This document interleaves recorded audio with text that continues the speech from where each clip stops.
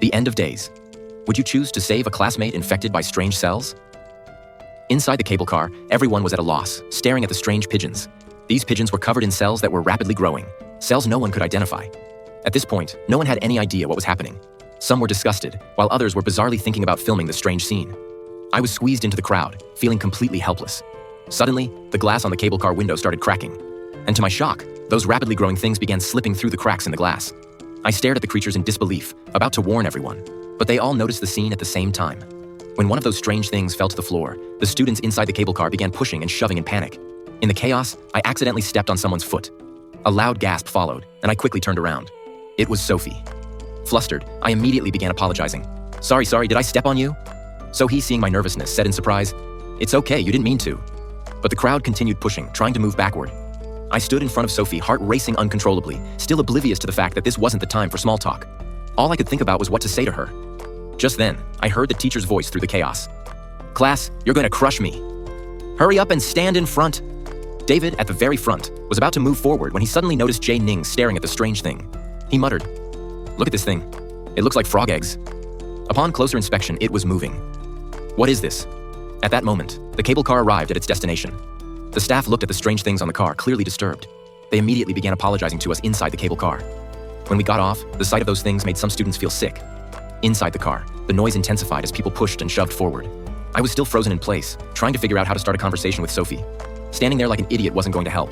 And now, Sophie was right next to me, my heart racing wildly.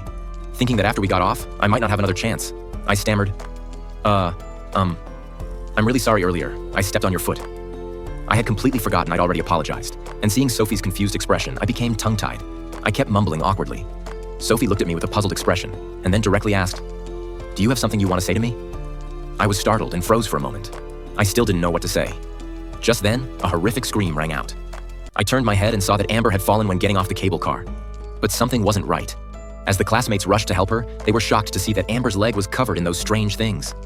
A second later, Amber screamed again and started smacking her leg with her bag. But when she did, the splitting creatures splattered, hitting the classmates around her. One of them slipped and tumbled down the stairs. The others immediately helped her up, but to their horror, her face was now covered in those same eerie things. Meanwhile, a staff member rushed over to check on Amber. She grabbed his hand, pleading for him to help, begging him to save her. But to everyone's horror, in the next moment, the staff member's hand was also covered in those strange things.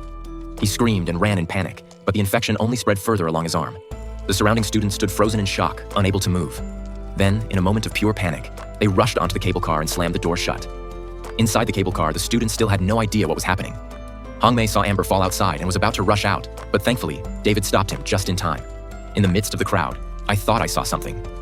A hand stretched out from outside the car. The students inside were frozen in terror. Amber had now fused with the creature, desperately pounding on the cable car door, trying to beg for help. But the very next moment, the students inside, horrified by her appearance, started frantically backing away. Amid the clamor and screams, Amber was consumed entirely by those damned things, vanishing without a trace.